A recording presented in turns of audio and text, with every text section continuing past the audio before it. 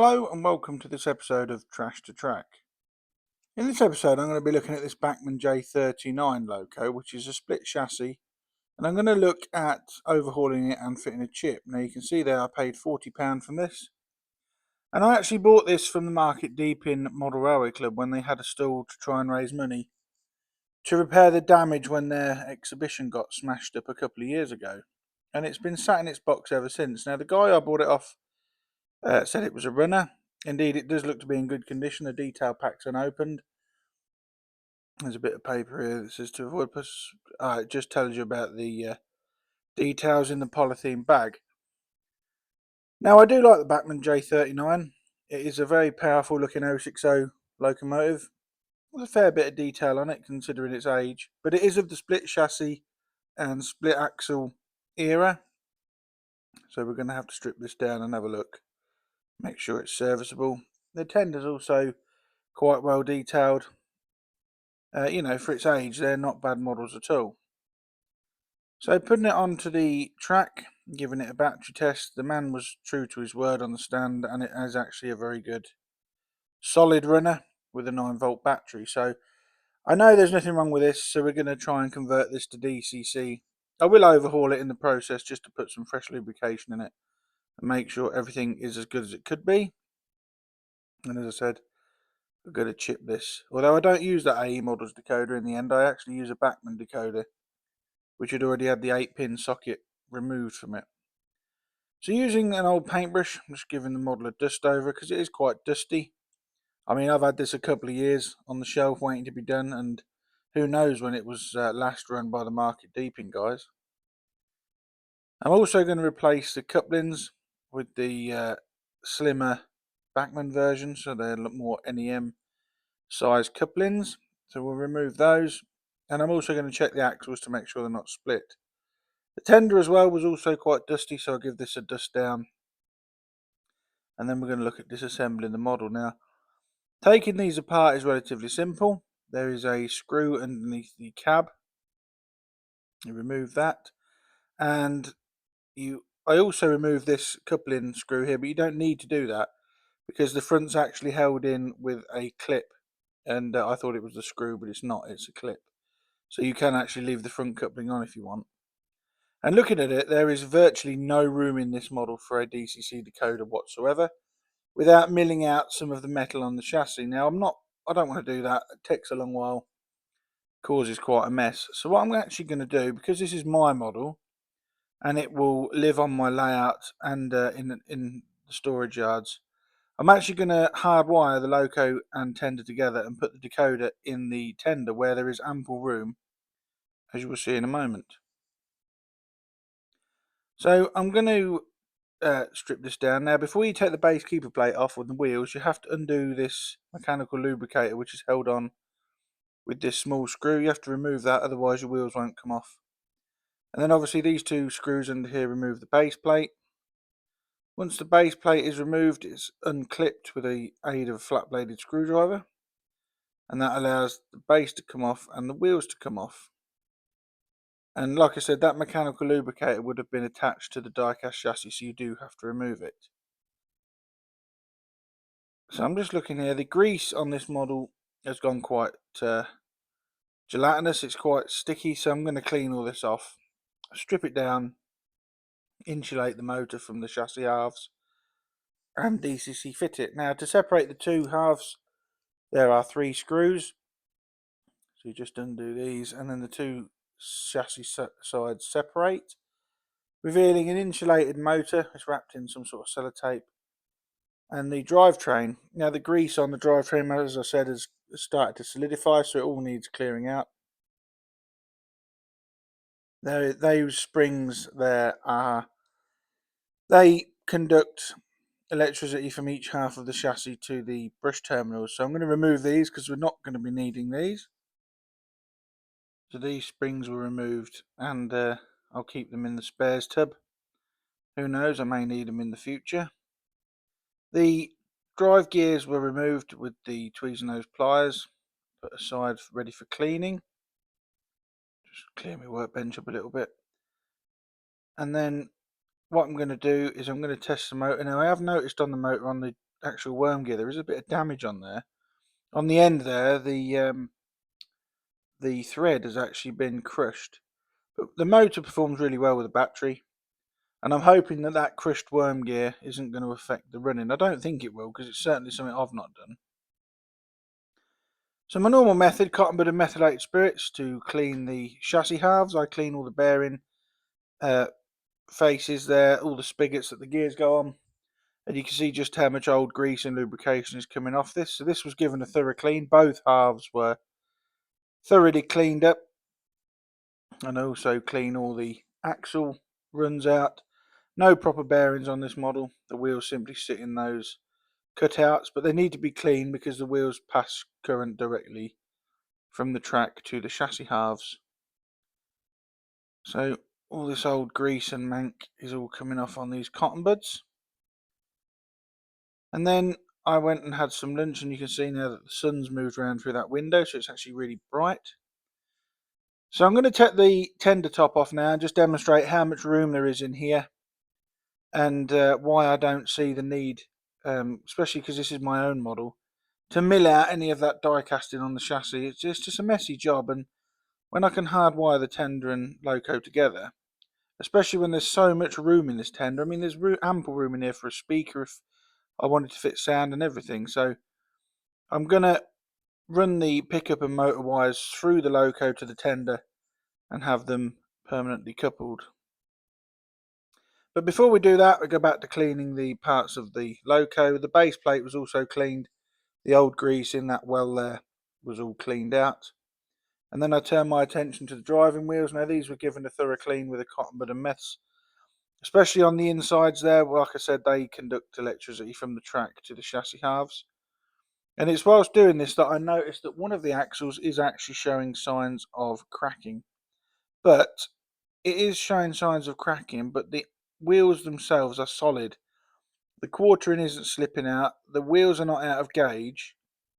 So I'm going to play it by ear with this. I'm going to leave this as it is for now. I'm just demonstrating there with a cocktail stick where that crack is. The other two axles are fine. There's no cracks in those at all. It's just that first axle. But I'm going to leave it as it is because it doesn't seem to be hampering the wheels at the moment. So I'm not going to cause myself extra work. If this was a repair for somebody else, I would have replaced the axles on this to ensure longevity. But because this is going to be running on my preserved garden railway, I'm not overly fussed with replacing that, especially considering that the quartering's not slipping on the wheels. Now, turning my attention back to the chassis, I'm going to start reassembling it. I'm going to put a bit of Labelle 106 grease on these pinions here for the gears to sit on. So obviously this needs re-lubricating because we've just cleaned all the old lubrication off. The smaller of the two gears goes on the bottom. The larger one there makes contact with the motor worm. They're in, and I turn them when I get them the correct way up. Just give them a rub round, and then I put a little bit of oil on. This just dilutes that grease a little bit, just to make it a bit thinner to go around the drivetrain easier. And I've never had any problems. I'm just going to get rid of that hair there that's stuck in the grease. And now what I've done now is I've soldered two wires to the motor terminals and then added heat shrink to insulate those completely from the chassis halves. You need to make sure they are insulated, because if you don't and you put this on a track with a chip in it, it will just blow the chip because the current will bypass the chip, and it could cause a short circuit. So I'm just putting some oil on the end of that bearing surface there, which rubs on the end of the motor worm, and then the motor is put in place with the two now motor wires trailing behind it.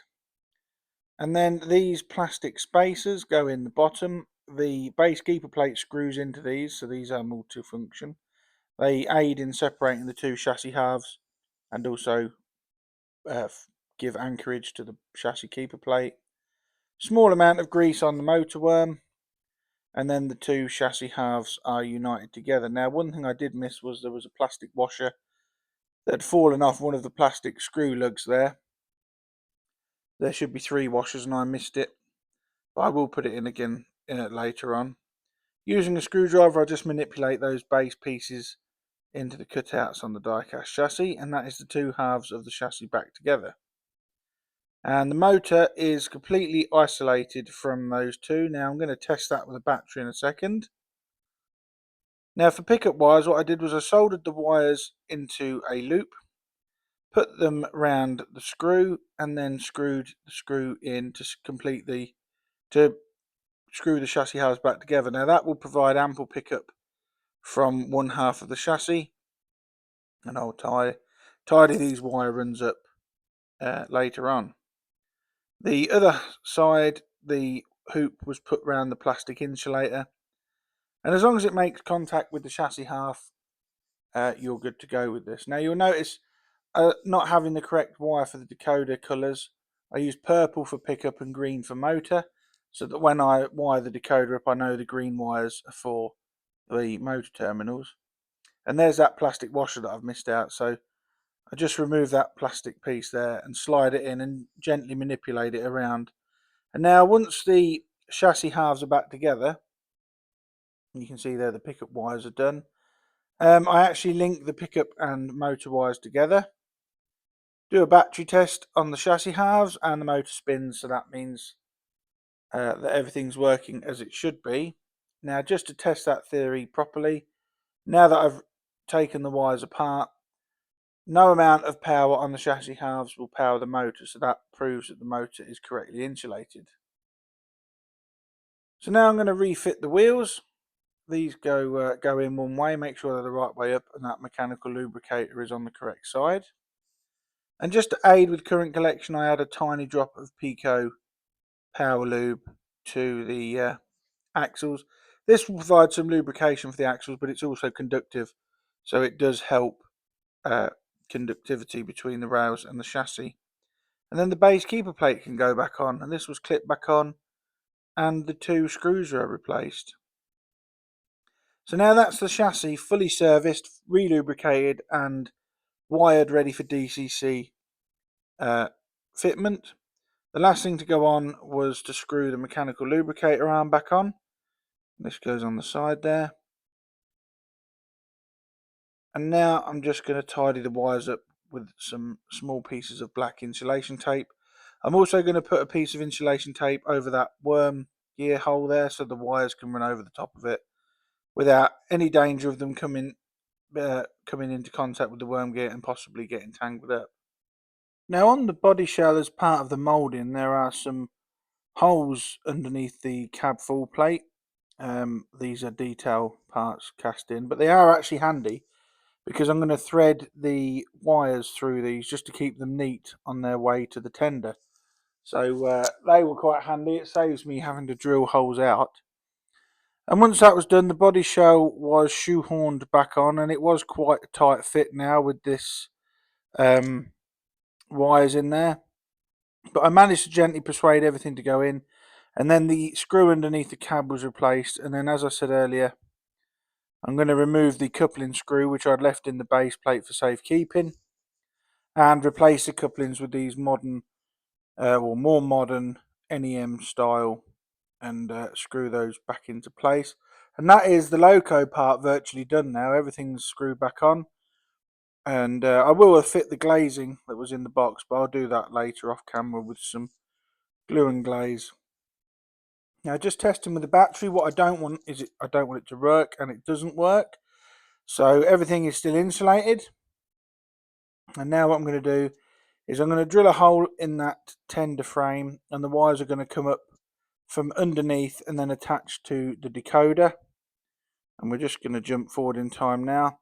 I'm going to put some insulation tape over the weight just to make sure nothing is in danger of shorting out, and you can see how the decoder will fit. Now I'll link all these wires up, red and black to track, red and black to the track pickups, and orange and grey the other way to the motor terminals. You've seen me solder that before, and then obviously add the heat shrink, so I won't bore you with all that footage, but I'm just showing there that the wires are going to go underneath and up behind that tender drawbar coupling into the tender itself. So, and then once that's done, I will paint these wires black so they blend in a bit. So now it's chipped, the decoder's in with the aid of some black tack and some insulation, and the tender body shell can be put back on. This is clipped back down, and then the two retaining screws are replaced underneath, making sure that none of the wires are in the way of where the screws go. And these were then tightened up. And then once the tender body shell was firmly reattached, what I'm going to do is I'm going to attach the brake rigging that came with the model while it's upside down. This is a clip fit as normal with Bachmann. Very small plastic lugs into some tiny holes on the brake gear. You can't really see it when it's running, but I like to just fit it as it's a detail part, and I know it's there. So now that's all done and chipped, what I'm going to do is I'm going to put it on the test track and see if it runs. Now, this is the moment of truth, and I'm pleased to see that it is running very well with a 9-volt DC battery, which means we've insulated that and successfully overhauled and digitally fitted this split chassis Bachmann J39. Now, I do like these models. They have got a lot of detail on them considering their age, and I just like the stocky look of this 060. Now, I had one of these years ago when I was a kid which broke, and I'm hoping that it's in my dad's loft somewhere still, and I can retrieve it one day and bring that back to use as well.